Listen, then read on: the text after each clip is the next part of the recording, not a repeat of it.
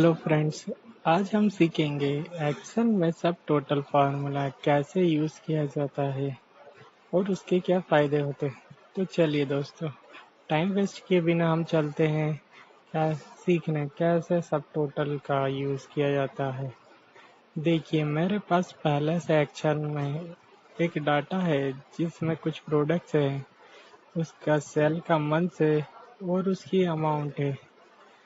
यहाँ पर मैंने दो फार्मूले यूज़ किए हुए हैं।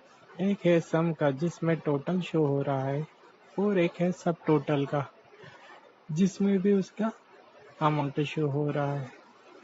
यहाँ पर अभी दोनों अमाउंट सेम है क्योंकि यहाँ पर हमें कोई भी फिल्टर अभी यूज़ नहीं किया है। जब हम फिल्टर यूज़ करते हैं, जैसे मुझे केवल माउस का ही चाहिए डाटा या कीबोर्ड का ही डाटा चाहिए, तो फिल्टर यूज़ करने पे हमारा टोटल हमेशा वही रहता है, लेकिन उसका सब टोटल चेंज हो जाता है।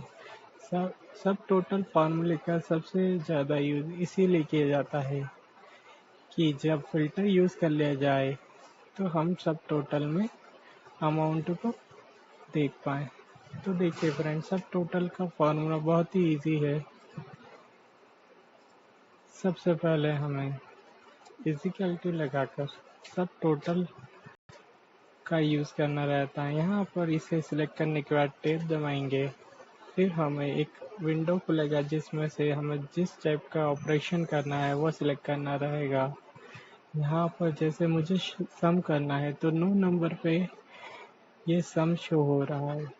हमें यहाँ पर फंक्शन नंबर में 9 देना रहेगा, फिर कॉमा लगाकर डाटा रेंज सिलेक्ट करना रहेगी। हम या तो डायरेक्टली डाटा रेंज सिलेक्ट कर सकते हैं या सेल नंबर देके उसे सिलेक्ट किया जा सकता है। फिर इसका कोष्ठक बंद किया जाएगा और इंटर कर देंगे। ये हमारा सब टोटल का फॉर्मूला लग चुका है। अब देखिए, जब मैं यहाँ पर मंथ वाइज अगर इसे सिलेक्ट करके केवल जनवरी का डाटा लेता हूँ तो ये यहाँ पर जनवरी का टोटल अमाउंट बता देगा, जैसे यहाँ पे 14,000। तो देखा फ्रेंड्स, किस टाइप से सब टोटल का हम लोग यूज़ कर सकते हैं। ये बहुत ही इजी और बेसिक फार्मूला है जो हर एक्सेल यूज़ करने वाले को आना ही चाहिए। चलिए दोस्तों, आज के लिए यह काफ़ी है। Thank you.